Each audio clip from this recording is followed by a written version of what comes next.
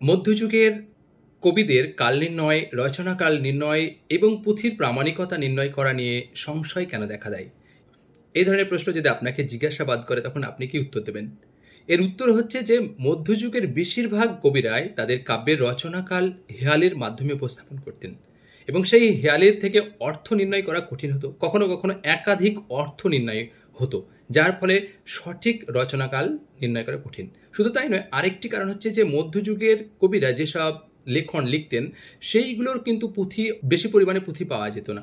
তাই নয়, পুঁথির যেমন পরিমাণ কম ছিল তার সঙ্গে সঙ্গে রক্ষণাবেক্ষণের ব্যবস্থাও কিন্তু সেইভাবে ছিল না, যার ফলে পুঁথিগুলো নষ্ট হয়ে যেত, যার ফলে পুঁথির যে কাল নির্ণয় করা খুব কঠিন হতো।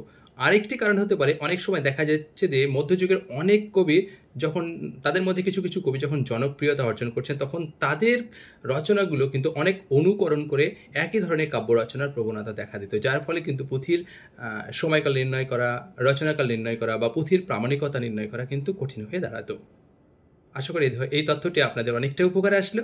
তো এই ধরনের যদি আরও তথ্য জানতে চান তাহলে অবশ্যই আমার ইউটিউব চ্যানেল বিএনজি সাহিত্য স্যার চ্যানেলটি ফলো করে পাশে থাকুন।